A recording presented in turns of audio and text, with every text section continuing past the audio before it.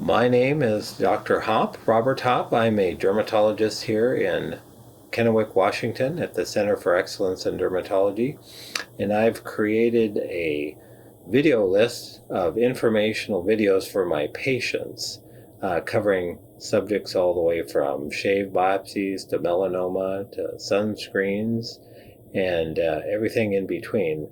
They're short, informational videos of what I tell my patients, and their instructional drawings that I've included that I think help patients understand the subject that's being talked about. So I would encourage you to take advantage of these. This video is on the advantages of Mohs surgery over conventional excision. Mohs surgery was specifically developed to evaluate 100% of the margin of a tumor.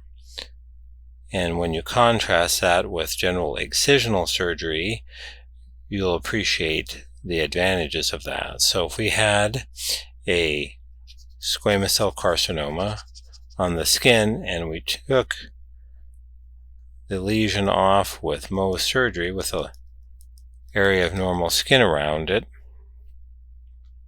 that would give a specimen like this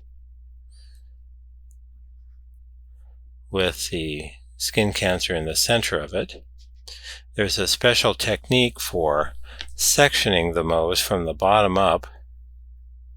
Multiple sections are taken, and what that does when you put it on the microscope slide, and there's multiple lesions like that, or multiple sections on the slide, it gives you the ability to see 100% of the peripheral margin and 100% of the deep margin all at once. And you have multiple sections, so you can be assured of the removal of the tumor, because tumors grow contiguously, which means they grow one cell right after the other. And so if there's nothing present at the margin, then it's been removed. If there is something present at the margin, you know right where it is. If it's present at the peripheral margin, you can go back to the edge and remove that. If it's a deep margin, you know you go back to the original site and go down deeper. So you have a lot of information about how to remove that skin cancer. And that's one of the reasons that it's so efficient. Also, the fact that you can go back right away within 40 minutes or so and do the removal makes it very efficient, where you don't have to wait the 7 days that it takes for conventional excisions. So with conventional excisions, the lesion is removed with an ellipse with normal skin all the way around it, typically something like that.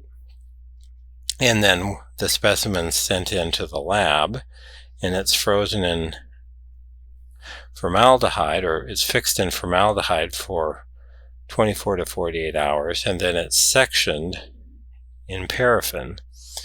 And the way that it's sectioned is like a loaf of bread. It's sectioned like this, and then those sections are turned over on a slide and examined underneath a microscope. And so you have something that looks like that.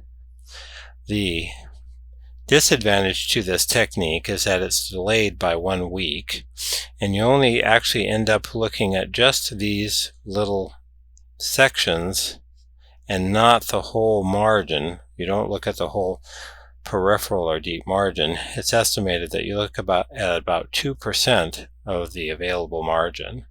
So you have to extrapolate that, and you don't get the 100% surveillance like you do with Mohs.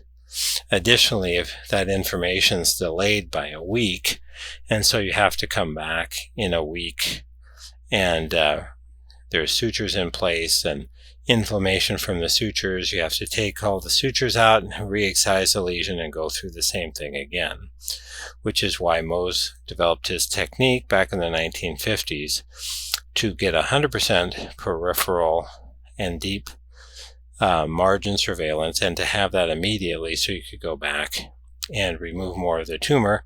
And the typical Mohs case is all done in 1 day.